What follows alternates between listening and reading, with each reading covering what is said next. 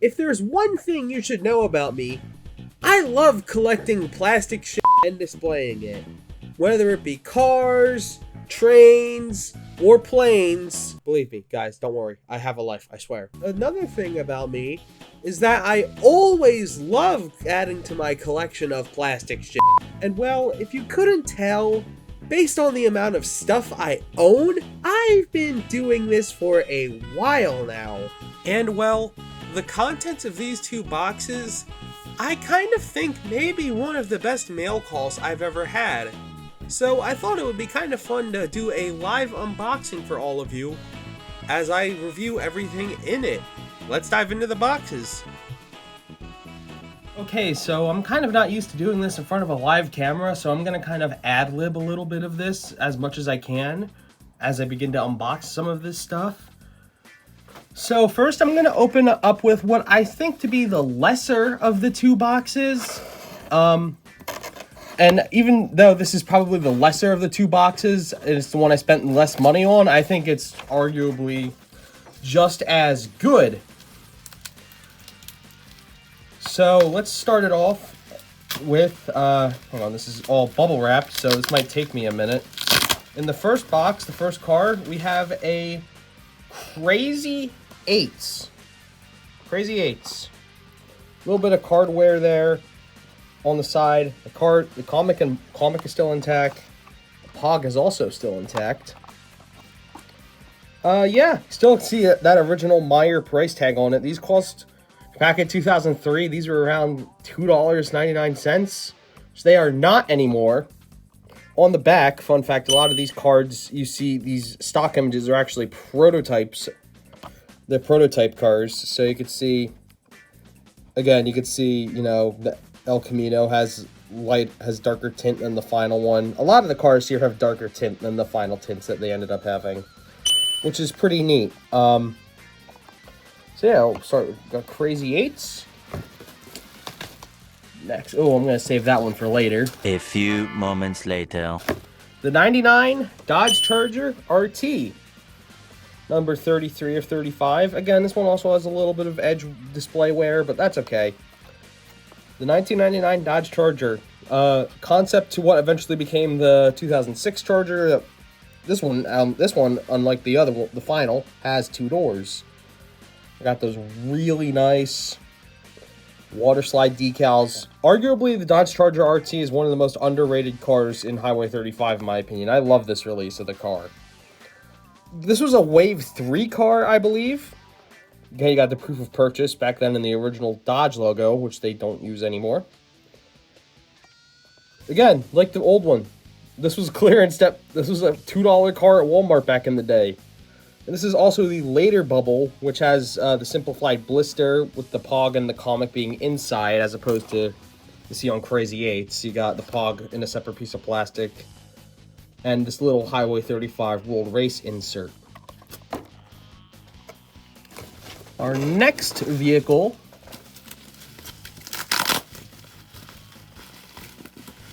oh, we got another really hard to find one here, which I'm okay to show now. To quote our very own Race Grooves, Wild Thing. Super duper hard to find. And despite that video being made in around 2010, that still stands. Wild Thing was a car released in the final wave of these cars, Wave 5, along with other cars like Side Draft, and the Dodge Charger RT was also a Wave 5 car. So again, Wild Thing, a casting that's not really that popular anymore. People don't really like Wild Thing. I don't know if it's because it doesn't have wheels. It's more of a three-wheeler, and it just doesn't have normal cold mold wheels, or if it's just because it's a unique, exotic looking design. I love Wild Thing. It's definitely a unique car. Most unique car in the series, in my opinion. And people are always like, oh, why Wild Thing on the Dune Rats? Well, I think it's more because Wild Thing is more like supposed to be they were sort of going for like a salt flat racer sort of vibe, and yeah, I could see it. Number 23 out of 35. Sand Scooter. matte finish, which I think is pretty cool, considering a lot of the cars in this series were gloss. All the Dune Rats cars actually have matte, I believe, which makes them stand out, in my opinion. So yeah, Wild Thing with the comic and Pog.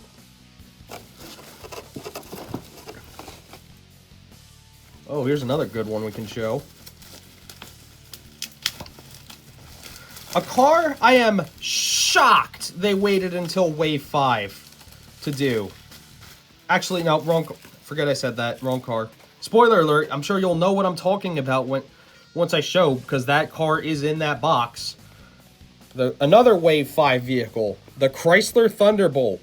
The car which is kind of infamously known as the car with the least screen time in World Race. Number 6 out of 35. I actually got my original Chrysler Thunderbolt that's loose with my display at a flea market in 2016 for $1. Nowadays, it goes for a lot more than $1. I really like the color on the color. Another car that's kind of like not as popular.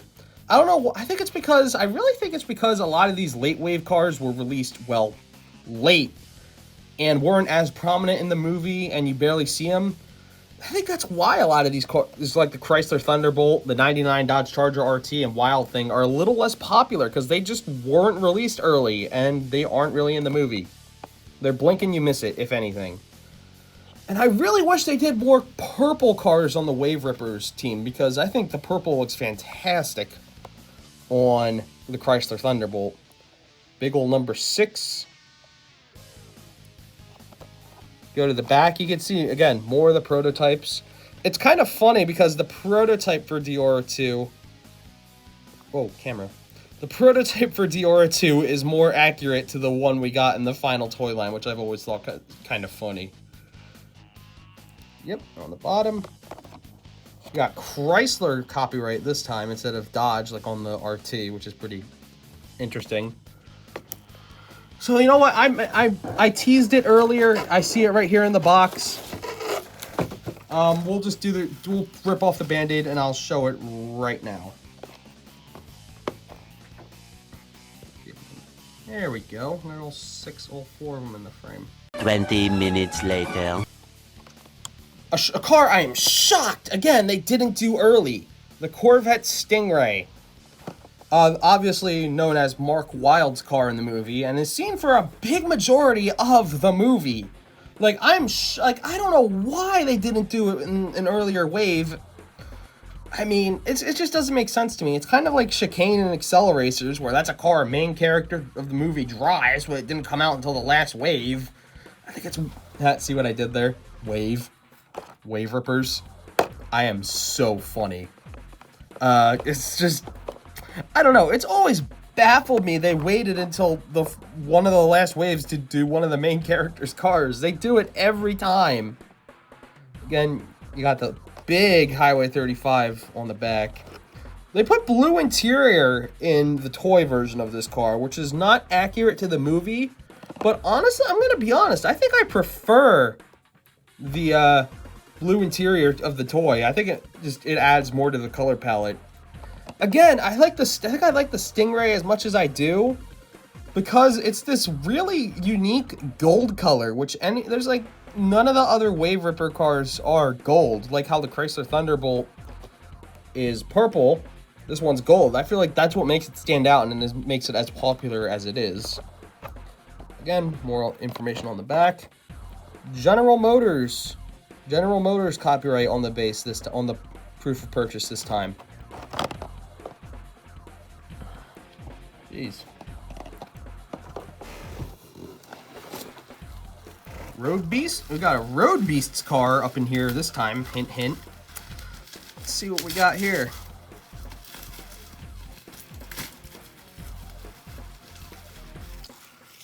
Another harder to find one.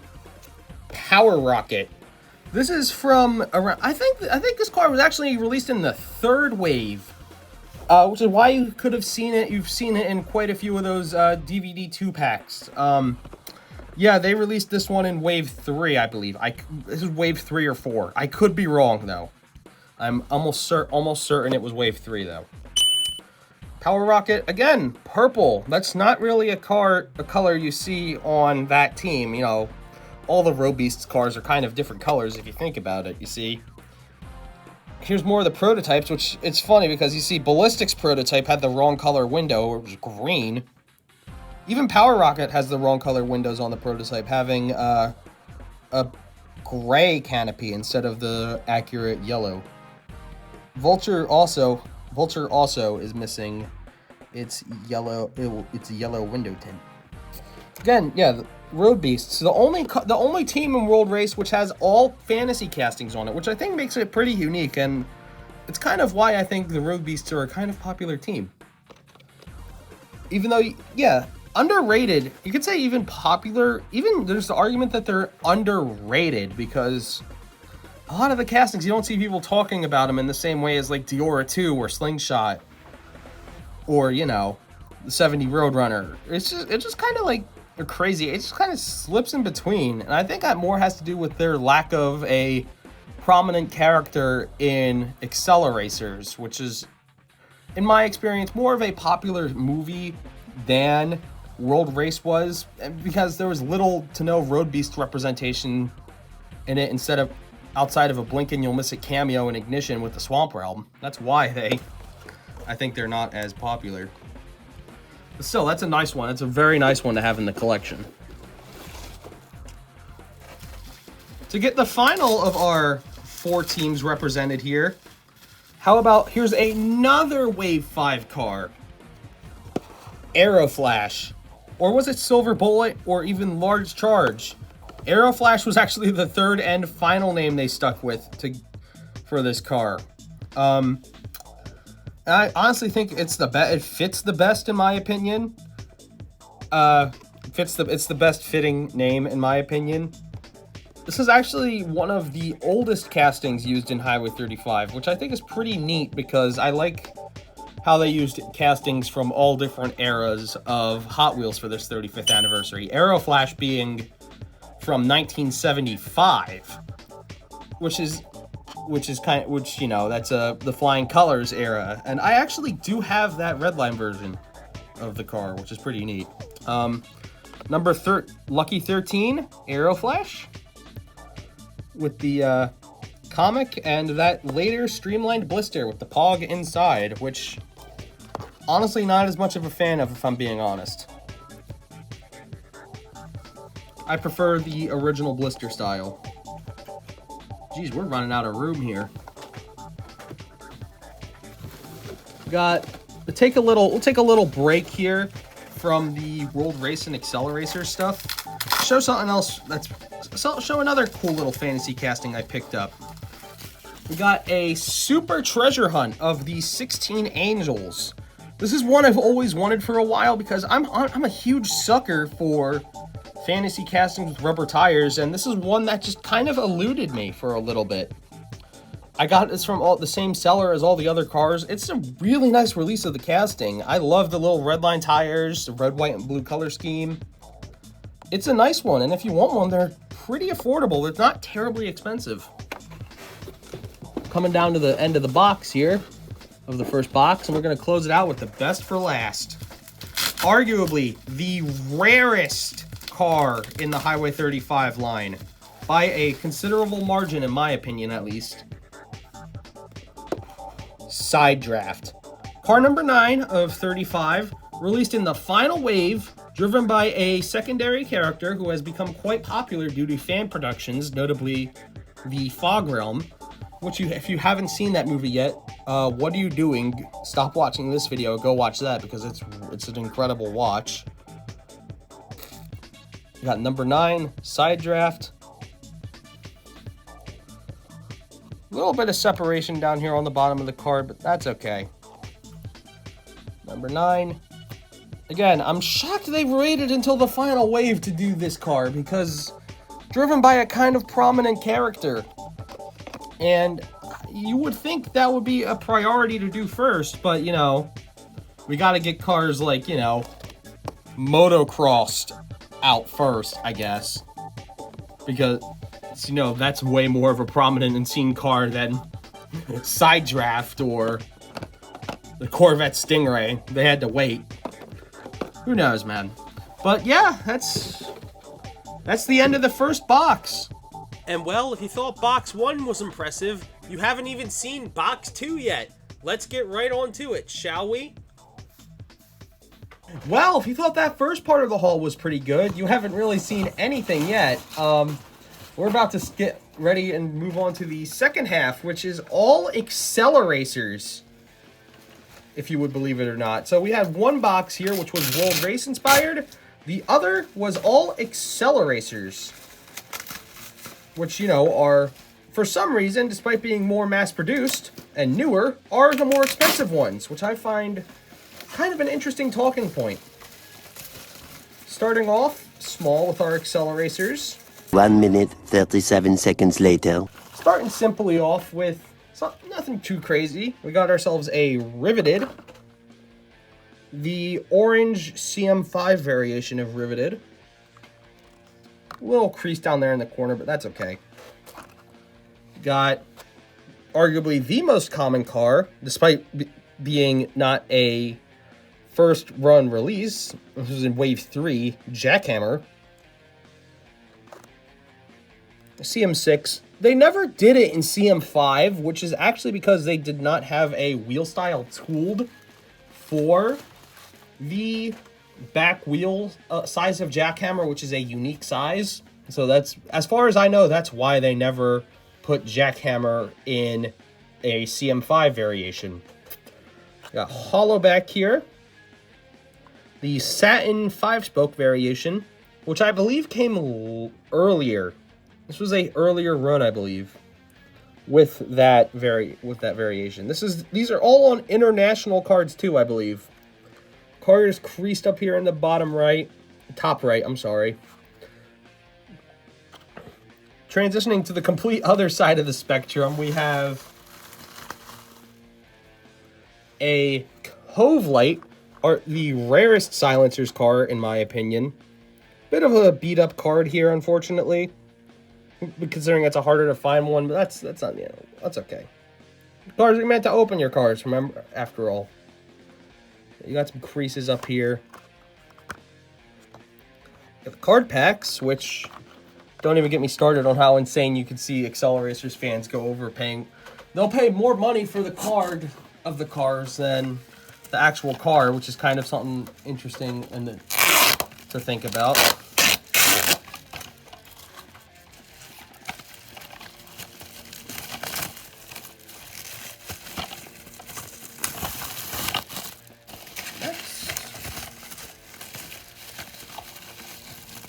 Oh, I see. I'm going to save that one for later. Actually, no, that's not the one I thought it was, so we'll show it now. Drift Tech. Yeah, Drift Tech, obviously a car, one of the cars which never did appear in the movies, unfortunately. A little creased up there in the bottom corner.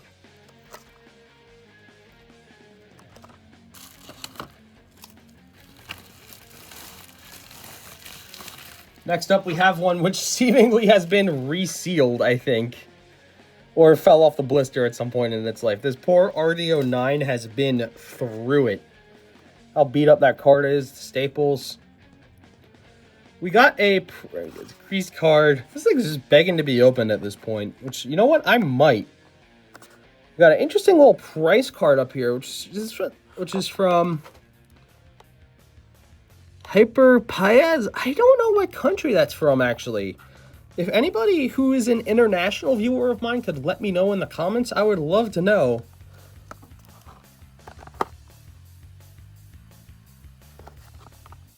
Again, see the prototypes for the AcceleRacers cars on the back. The 10-spoke, you got 10-spoke Power Rage.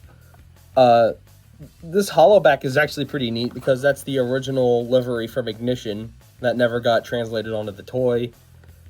Iridium with the 5 spokes, and RDO 6 with a unique wheel style, which never got used either.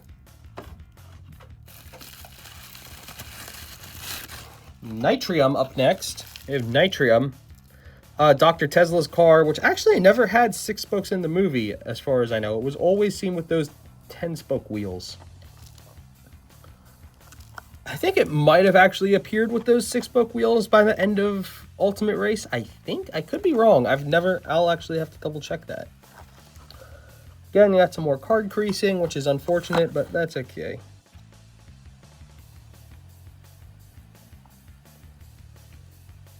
This is unfortunately not that 5-spoke variation of Iridium, which goes for a lot of money.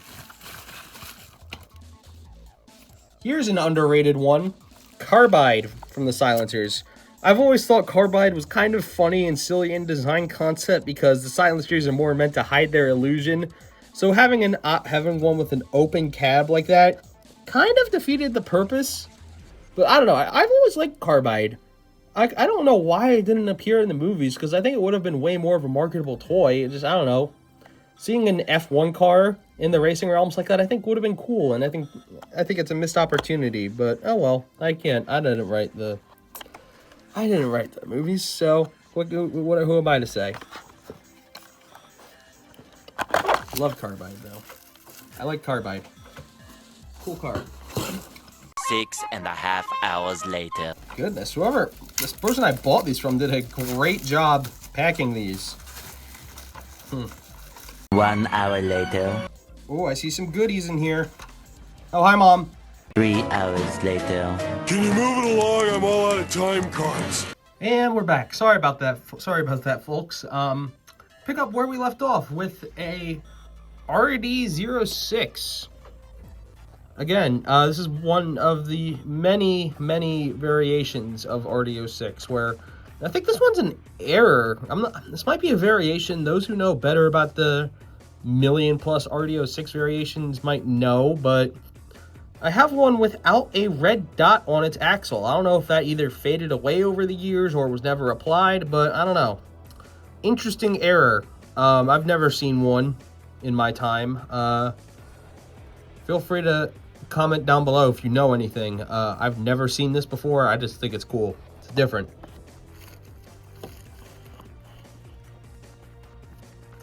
Keeping on with the drones, we have RD01, another car which never appeared in the movies. Kind of an uncommon car. I think it has rarity in the sense that it's not expensive. This is just one you don't see come up for sale often. This one and RD10.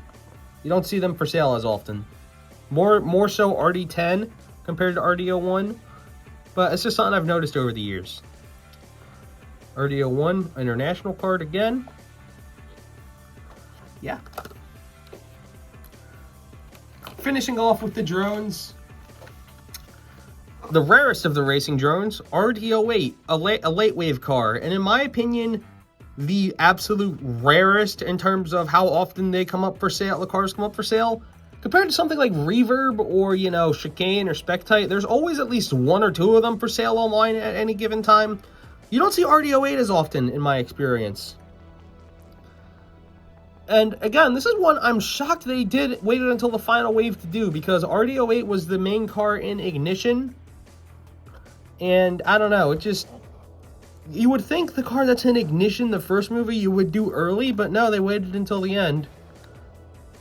A little bit of a creased corner there. That's all right. International card. Speaking of, we got another racing drone. What? Yeah, a Gen 2 car. I have some Gen 2 items in here. This is the Drone Edition Flathead Fury.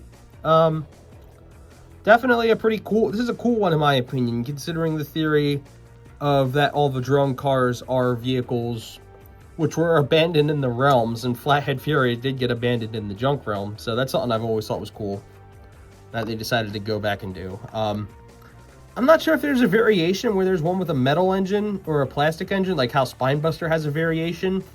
This one has a plastic engine. I'm not sure if they're all like that. I would assume so, but I could be wrong. Not the biggest Gen 2 expert here, because you just don't see them as often. There's the card on the back. Strip metal iridium, drone baseline, pisthrosite, and Acceleron Spinebuster. You know what? I see it right here. Get it out of the way. The final drone car, the Realm Edition. I think this one's supposed to be Is it Team? I think this is, yeah. Realm. Is it?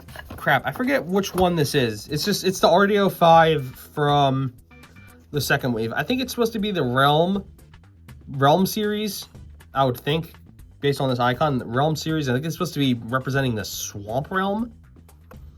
You got the RDO 5 from the Swamp Realm. I'm pretty sure. I could be wrong. I'm pretty sure it's either Team... No, because... Yes, this is Realm series, because the RDO 4 was the Team Colors one. So, yeah, then I'm almost certain this is supposed to be the Realm series. We have 3 Gen 2 cars left and 3 Generation 1 cars left. Let's go out with the Generation 1 cars. This is Synchro this is the Blackwing variation, which I do believe, I think that one was the early one. I could be wrong. I'm pretty sure that Blackwing was early, because it then got later corrected to the movie accurate. Well, not really movie accurate, because technically the whole car is inaccurate, because it's supposed to be more of a gold than this orange. Like on the card art here, it's supposed to be more that color. You know what I'm saying. Is the Blackwing. I think this was early. They changed it to orange later. They did change it to the movie accurate orange later. So, nothing more I can really say. That's Synchro, all right. Nolo's car. And our final 2 cars. Two pretty rare ones up here. Well, one probably not as much anymore. Reverb on the international packaging, and this is the dark blue variation. There's 2 variations on the original Reverb. One that's the lighter blue, and one that's this darker blue. I'm not sure which one is rarer than the other. I don't think there's much of a difference.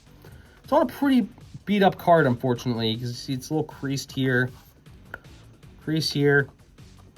Hey, that's just one more of the excuse to open it up. Reverb on the international card. I prefer the dark blue, and honestly, I feel like I'm really happy Reverb is going to be more obtainable now, because it's a really popular casting, and it's in that silver series that's out now in the United States. It's starting to hit the United States, so if you want one, you're going to be able to get one at an affordable price, which is fantastic. I think that's really healthy for the collectors who really want it. And our final Generation 1 car, arguably the rarest one here. Yep, that's a Spectite, all right. Generation 1. I think this one's on a pretty poor card, unfortunately. But international cards, in my opinion, tend to be worth less, because the cards in here aren't the international, or just don't have like the trading card descriptions. They're just more art cards more than anything. They just have the art on them, so you can't really use them to play the card game. So yeah, the international packages, in my experience, tend to be worth a little less. This is late wave. This is another card from the final wave, which in this case actually makes sense because it didn't come out. This wasn't in the movies until the 3rd movie. But hey. Again, another fun inaccuracy. It's a 2-seater in the toy, where in the movie it's a 1-seater. Just something to think about. Spectite.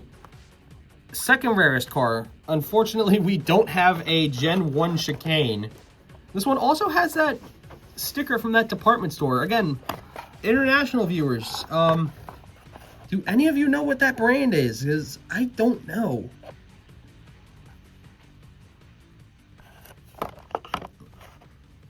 But hey, we don't have a Gen 1 chicane, but we have... I can do you a Gen 2 chicane. Obviously, this is the one, you know, this car from Hot Wheels Beat That. This is, you know, you see this in Hot Wheels Beat That. They used this version of chicane instead of the Gen 1 version. And in my opinion, hot take, I like the Gen 2 one better. I like the Gen 2 version better. I think it's cooler looking. And you have the ever iconic Uket typo that even carried over to the game, which I always thought hilarious. This is the Team Color series. This is one of the rarer, I think it's one of the more expensive Gen 2s because it's a popular casting. Definitely, I think there's an argument to be made that every Gen 2 car is rare in a sense, because they just didn't make a lot of them. As opposed to Generation 1, which had a way larger marketing push. Speaking of, considering on with our Hot Wheels Beat That pattern, we got Team Color Synchro up and over here. Again, there's another hot take. I like this version of Synchro better than the original one. I don't know if that's my childhood bias for Beat That coming through. I just think it's a way more aesthetically pleasing color scheme. Teku sticker. What a pretty great card too, all things considered. Synchro. Yep. Another one that's, I think this one's actually definitely one of the rarer ones. I think this was a later wave, I believe. They didn't admit. Again, I could be wrong. If I'm wrong, sound off in the comments below. I'm not the biggest expert on Gen 2, just Gen 1. And our final car for the series and this whole haul, closing us off strong with Realm Series Spectite. This is supposed to be based off of the Cosmic Realm. And I'm sure you all know this, but this graphic got reused like a million times on like 3 or 4 different releases, which I've always thought was kind of hilarious. It's like they just can't get rid of this casting, this Tampa. They just keep bringing it back, which I've always thought was hilarious. And like Spectite and like Synchro and Chicane, this one was also in Beat That. It's one of my favorites. It's such a drastic departure from what this looks like. They just went in a completely different direction, and I think it looks amazing. With the yellow CM6 wheels, it's just different. And you know, I'm really happy to have another one of this in my collection. So, yep, that's everything. So, what did you think of my purchase? I had a blast unboxing all of this for you. If this sort of video does well, I'd maybe love to do a whole video showing off my entire collection. Let me know if that's something you'd like to see. Let me know if that's something you'd like to see. I'm all for it. Thanks for watching, and bye for now.